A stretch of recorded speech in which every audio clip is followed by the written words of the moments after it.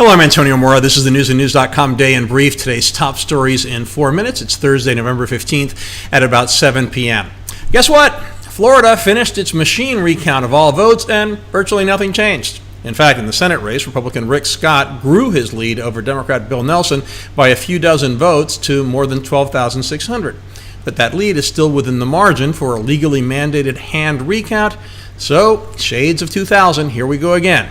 And the focus is likely to be on Broward County, where the machine count came up with an unusual amount of undervotes.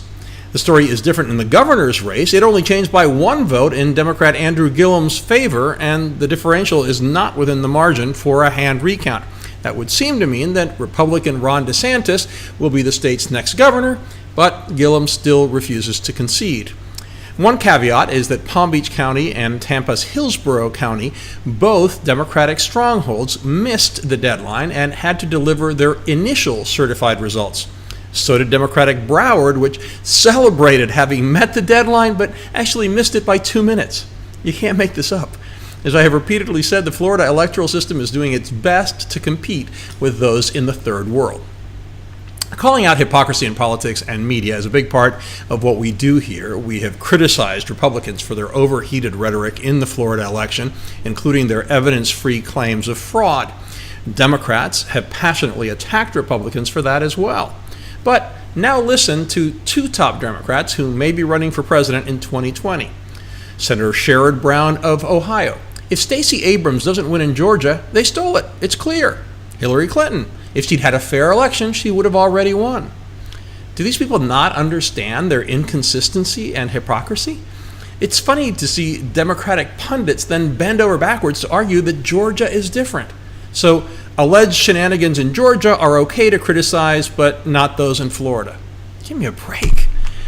Meanwhile, Donald Trump went on a tweet storm today. He blasted reports of chaos in the White House, claiming things are running smoothly, and that anytime he thinks of making changes, the, quote, fake news media go crazy trying to make him look bad.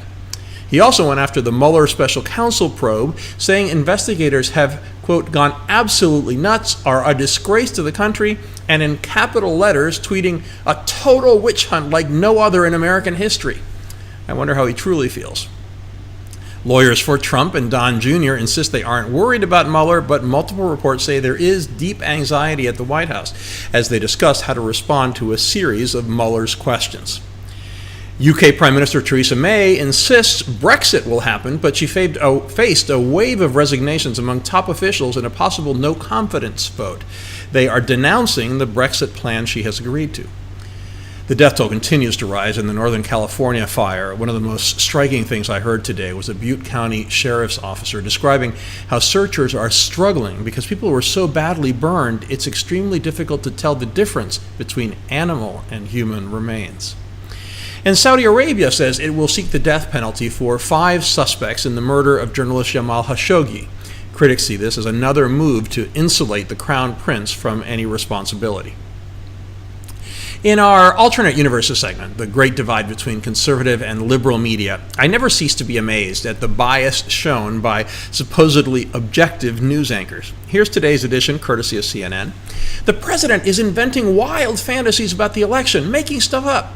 He issued a new bogus claim that you need a voter ID to buy cereal. Those must be some pretty special Cheerios he likes. He also invented stories about people voting, changing hats, and then voting again.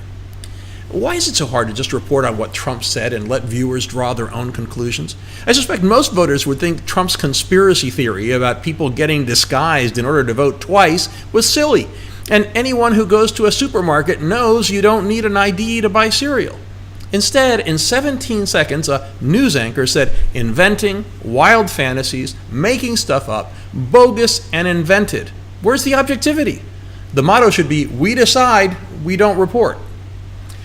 We have all those stories and much more updated around the clock on newsandnews.com, where you will find all you need to know in one place. Please subscribe to our YouTube channel by clicking on the right of your screen just below this video. Please follow us on Facebook at Real News and News, and follow me on Twitter at AMoraTV. I will see you again tomorrow.